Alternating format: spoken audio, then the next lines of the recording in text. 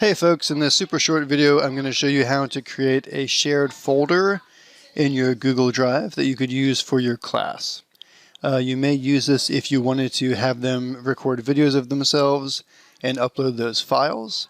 As you can imagine, a video file is very big, so we can't have students uploading them into Moodle. For many activities, the file limit would not permit it anyway. And some other processes that students could use to get you those files, for example, using their YouTube accounts, may be difficult for them to get through the process of. So this should be a pretty straight line between having students turn in a big file. When you are in your Google Drive, and you can see this is my Google Drive, I'm logged in with my Access email, and you can see I have a variety of folders here.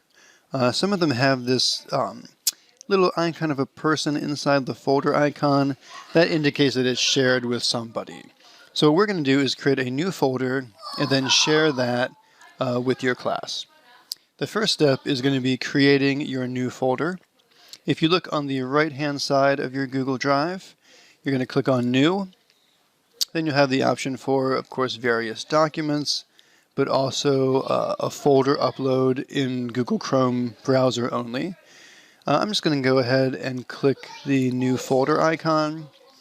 I'm going to give it a name, and so maybe I give this the name of my class, my Imaginary English 101 class. I'm going to go ahead and click the Create button, and that's going to generate the new folder. You can see that there are no items in it yet. So now what I'm going to do is try to share it with my class. And so sharing, when you're talking about sharing documents, is kind of a general term for, it could mean making them available, and I could also use that term when I'm talking about actually sending someone a link for it. So the first thing we're going to do is enable the sharing. Let's put it that way. I'm going to click on the folder. Then I'm going to click on the sharing icon in the top right-hand area. I am going to click on the advanced options. That's in the lower right-hand part of the dialog box. Under the sharing settings, I am going to see a link to share, but first I need to change who has access. So I'm going to look for the who has access settings, and I'm going to click on change across from private. That's the default.